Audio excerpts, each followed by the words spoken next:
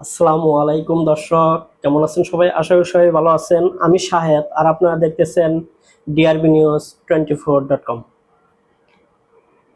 আজকে আমি যে বিষয়টি নিয়ে আসছি সেটি হয়তো সবাই ইতিমধ্যে জেনে গেছেন, তারপরে আমি বলতে চাই।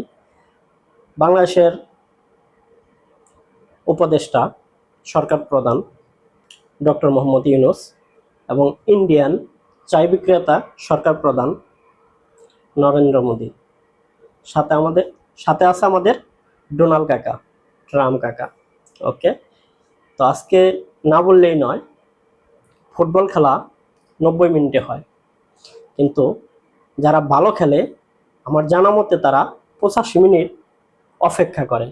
85 মিনিটের পরে 5 মিনিটের মাথায় তারা গোল দেয়, কারণ ওই গোল আর উল্টা দেওয়া যায় না। এটা আমার অভিজ্ঞতা থেকে বলছি।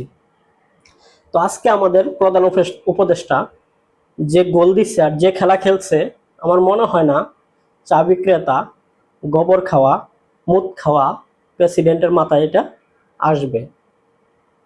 এবং ট্রাম্পের কথা তো বলতেই হয়, উনি একজন পুরাতন রাজনীতিবিদ। আর দ্বিতীয় কথা হচ্ছে, এক কথায় বলা চলে, পুরাতন চাউল বাতে বাড়ে।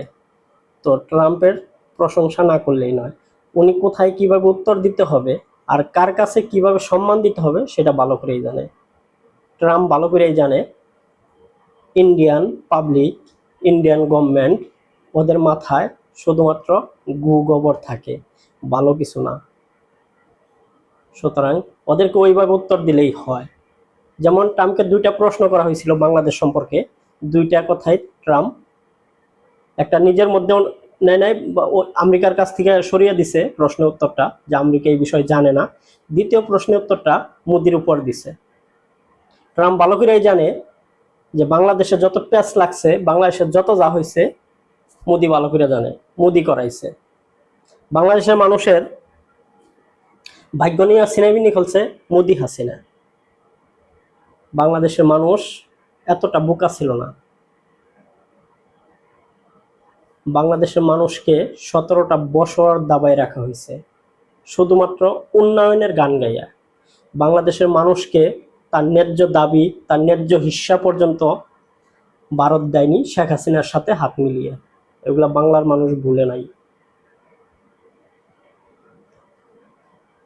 অবশেষে একটা কথাই বলবো, রাখে আল্লাহ মারে কে। যদি আমাদের উপর রহমত থাকে আল্লাহর, ইনশাল্লাহ ভারত আমাদের কাছে কিছু নয়। হয়তো তাদের দেশ অনেক বড়, হয়তো তাদের জনসংখ্যা অনেক বেশি, হয়তো তাদের কাছে অনেক কিছু আছে, অস্ত্র আছে, কিন্তু আমাদের মতো সাহস, শক্তি কোনোটাই ভারতের নেই, গ্যারান্টি। তো যাই হোক বন্ধুরা, ভালো থাকবেন সবাই। যদি ভালো লাগে আমার চ্যানেলটি সাবস্ক্রাইব করবেন পরবর্তী ভিডিও পাওয়ার জন্য। আসসালামু আলাইকুম।